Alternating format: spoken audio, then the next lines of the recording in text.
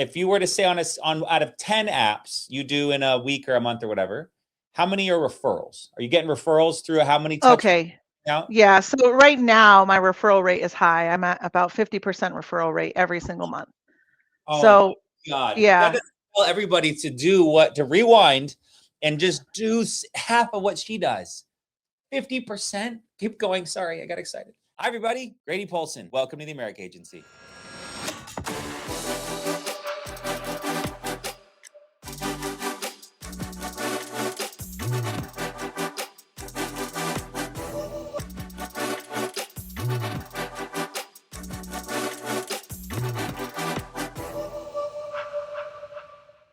Okay, so well, I'd love now if you would delve into the script, highlights, bullets, the whole thing, but then leading into persistency. How do sure. you keep so much more than everybody else on the books? And you might go, I just do this, and I didn't even. You said it. You're like, I didn't even know, I but you're didn't. doing something that's working better than everyone else, and that's what I would love if you could take us home Sure. with that for the rest of the call. And I thought about that when I heard that. I thought to myself, my first thought was like, holy smokes, that's pretty big because there's a lot of people in this company. The second thought was, oh, snapdragons, I'm not number one. What do I need to do to get number one? So I did. I took what we do and what I do, and I reviewed it, and I fixed, and I have to figure out how to become number one. Why? Not because I want to beat whoever is number one, but because persistency is actually the scoreboard of how well you take care of people, how well you're serving people. It's not just about the commissions. Yes, we need money. Please don't ever tell me you don't, because if you don't, well, I'd like to know how. We don't just need those sales, though. We actually need the clients, and they need us. They have to trust us. So the persistency level actually is just a measure of your trust that your clients have in you. So what do? The number one thing is it starts with your script. You can build a connection with your clients, and you should, but you have to be careful of how much time you waste, because if you're wasting time with a client, that's actually going to hurt your relationship with them as well. So you have to learn the balance between, you will, the more you do it and the more you listen, the more you're on Zoom, you want to learn the balance between a client who you can't or shouldn't serve to the client that you need to serve. And need is the important thing. And the script should determine the need pretty quickly. So what I do is in my script, I definitely explain the process of what I'm going to do and why I'm on the call. I'm not a telemarketer. I'm not a salesperson, because I'm truly not. I don't try to sell them anything. I find their need, and I I fix it if I can, right? Based off of their eligibility, right? So there's no surprises. There's no trying to compete with somebody else from some other company or some other, well, I got this price, or I'm gonna go look around. I will look around for you. That's my job. I can't remember who it was, but somebody once said, I'm the Expedia of life insurance. That hit me because that's so true. We can work with anyone. We could go work with any company. We choose to work with the A+ rated carriers because we know, what does Sean say? Three-legged stool. It's what's best for the client, it's what's best for us, and it doesn't hurt the company, right? Those three things. And my upline Christina will be laughing right now because she thinks I say that all the time, which I do, because it's important, It is. right? If we're doing what's best for the client, we're getting them off the phone quick. If we can't help them, don't annoy them. That would be bad. If we're doing what's right for us, we're working with the best companies. We choose to work with the best companies that are going to be good for our clients, right? So that's very important right off straight in my script. And you get that done before. I only have a 2-page script. I don't have a 7-page script. I don't have a 14-page script. It's 2 pages. And the reason for that is because once you flip the other side over, that means you've already determined there's eligibility, it makes sense, and you found the why. After that, it's just the normal stuff, trying to figure out what to write them, right? Okay. So when you look at my website, you'll see 2-page script. Holy crap. Again, it doesn't have all the questions, and it doesn't have all the everything you should be listening to on your Zoom teams if you guys are Zoom or in the office. The other thing is clients will cancel their policies if you surprise them or if they don't understand what they bought. If they don't understand the importance of what they have. In fact, the guy I was just on the phone with, he had canceled a $10,000 policy, I believe with Americo, because he didn't understand. Actually, he didn't have a need for it. I went through it just to make sure it wasn't my policy, but he didn't have a need for it. So the agent had tried to sell him something that he didn't need, and he didn't understand the benefit to it had he kept it, right? So don't skip anything. Your script, review everything with what they got approved for. Send them a picture of the approval. So the approval on the screen, if it's Americo, there's a little drop-down menu that you can just send the entire screen, right? Do that as your first text. All right, I just sent you over your approval. It's got your insurance policy number. It's got your name on it. It's got the amount for paying. It's got your approval. Then go into the other stuff, and they've at least got that. Now they've got your real number. If you're calling from, a ringing number or CRM number or sideline or whatever, dude, if you want them to be your client forever, give them the number that your mom calls you on. Like, how can they trust you if you just have some fake number all the time, right? What if that number changes? Now they don't have a way to contact you. Additionally, once that happens, I'll friend them on Facebook. If they're a Facebook lead, why wouldn't they have Facebook, right?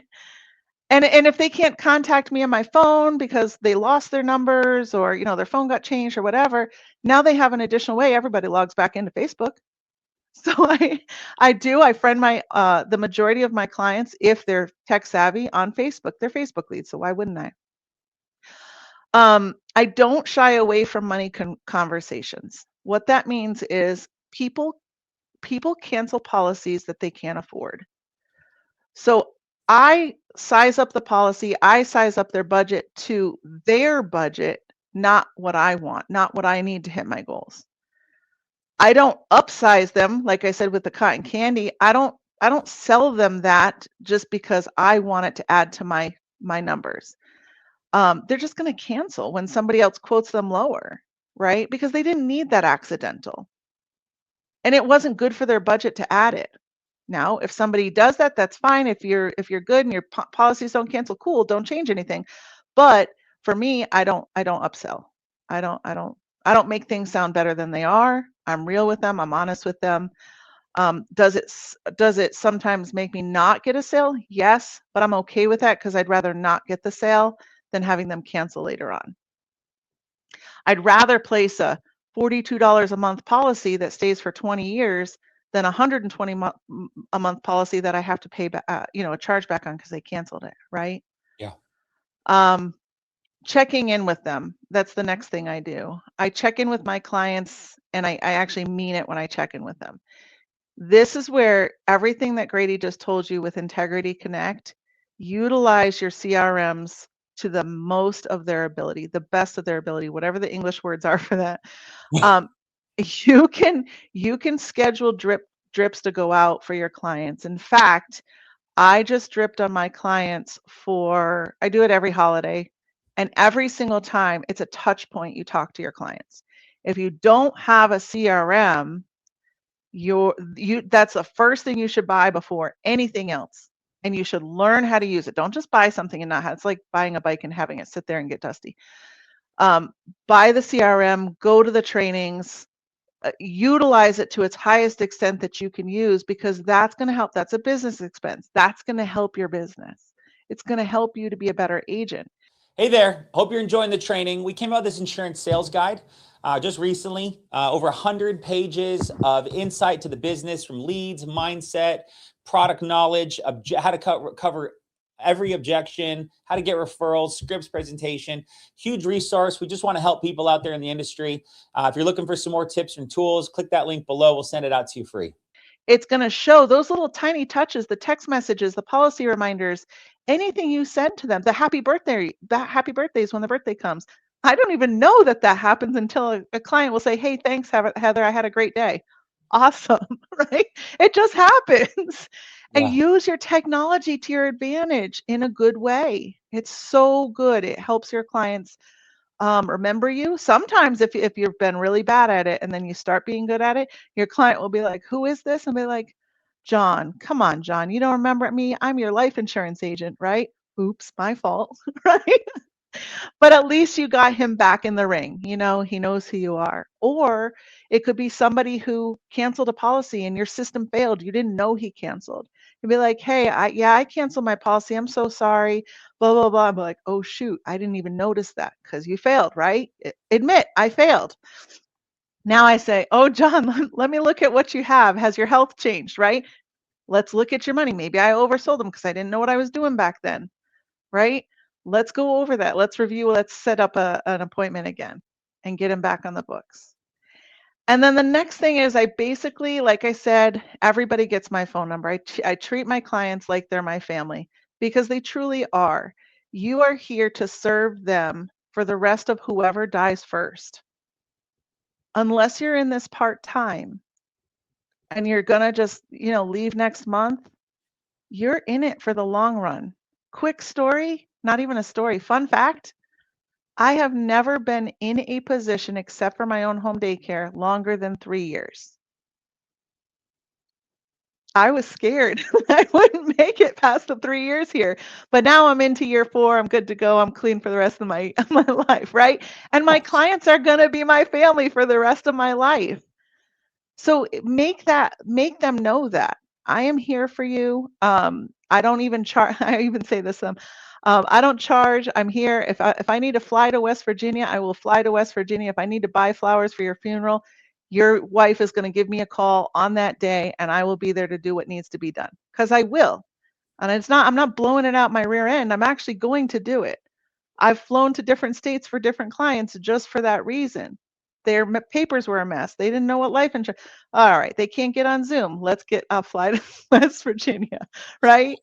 You just have and when I am in the area, I do travel a lot. I love to travel. In fact, I'm going to Virginia next week. When I'm there, the first thing I'm going to do is tell my agents I'm in the area. Hey, it's called we call it a meet the agent. Meet the agent. Meet them at this address, which is usually a restaurant. Meet me at this time, and then my clients will come. I'll hang out with 1, 2, 10 of them. Don't care, and we have dinner together. Might be the first time I ever meet them. Might be the last. But why not? Why not? If it were my family and I was flying into Alaska, I wouldn't be like, "Hey, Aunt Vicky, we're in Anchorage, but I'm not going to tell you." Like you're going to tell your family you're there for the most part if you like your family. Um, and then if a client is struggling with their payment that month, like how can I help them? What can I do to help them? How can I serve them? And if you have that servant mindset and you remember that's what you're trying to do is serve them, you'll figure it out or you'll help them figure it out. I had a client the other day who texted me and she was like, "Is there any way to stop my payment for December? Because blah, blah, blah, whatever." So what did I do? I looked to see when her payment was. I looked to see what I could do to help her. And I said, "Your payment already came out November 27th. She's like, "Oh, okay, we're good to go then." And I said, "Are you going to be okay for December's payment?" She's like, "Yes, I'm fine." Right? I'm like, that's all it took. Was just communication and doing the research and figuring it out. Um, so that's what I would say. Those are the biggest like persistency things that I do is just treat them like family. Um, Remember that you're here to serve and do what you can for people. So it's not a fancy close, and it's not brownies, and it's not thank you card. I mean, you do any of that as well? You do thank you cards or follow up? You know, I was so good at that for a while.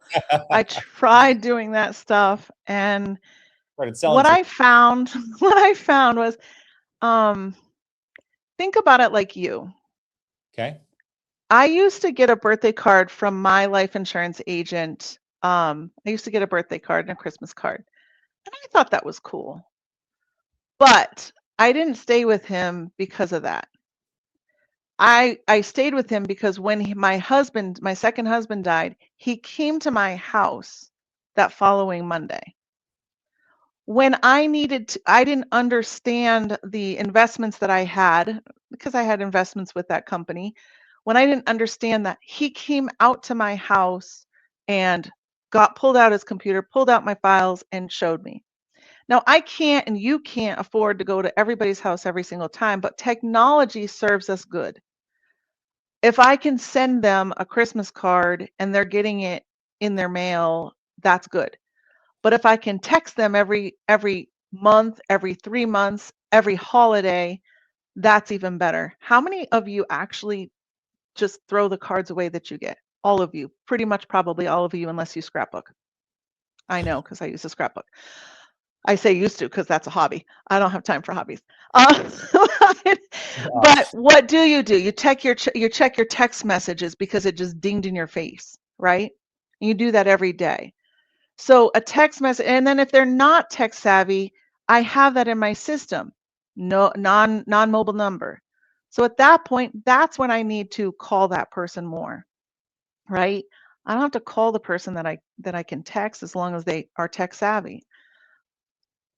But I would say I don't do brownies. I don't. They're great ideas.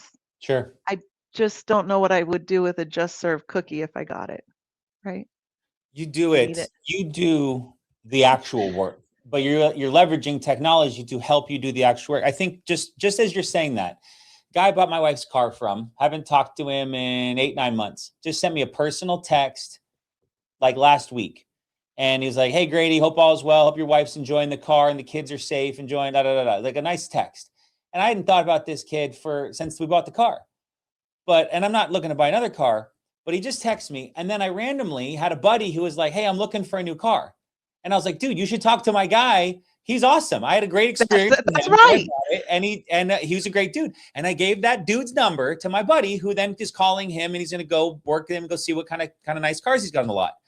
And now you just hold this whole group, which the first time I need a car, and if I'm like, I will text you and be like, "Hey, who's your guy?"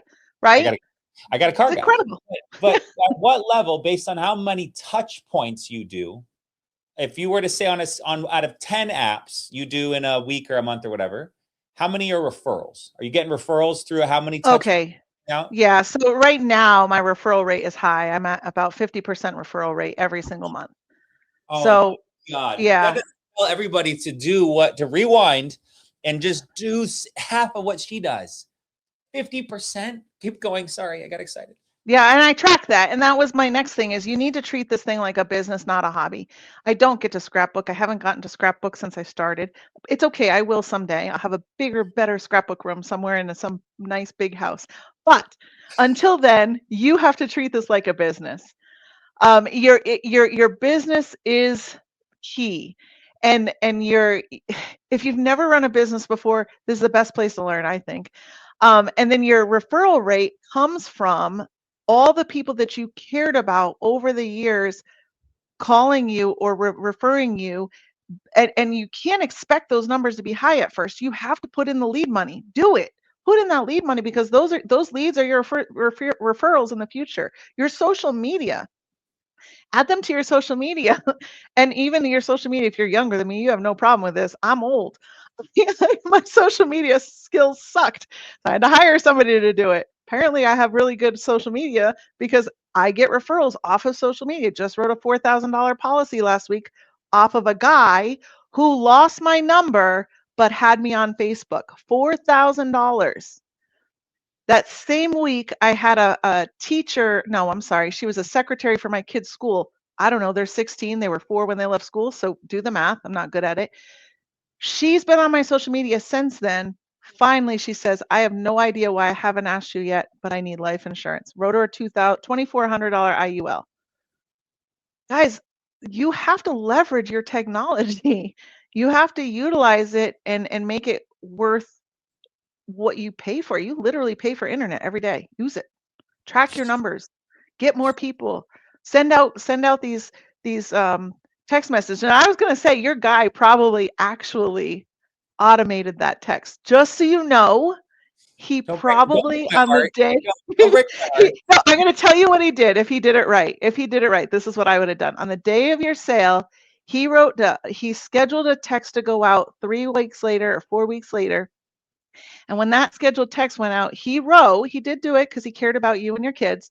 He wrote, hope you and your kids are doing well, blah, blah, blah. And then he pressed send. And then the date that he wanted it to go out, it went out. I almost guarantee it. Kid, I would say I'm 75% sure that's how he did it. If not, then he's crazy. Because why wouldn't you utilize technology that way?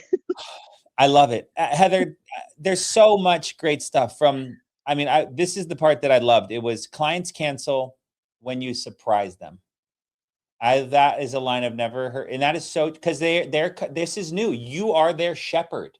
You're their guide. You're their person. They're believing and trusting and giving their social and bank and routing and personal information and their height and their weight and their spouses and their loved ones and their goals to.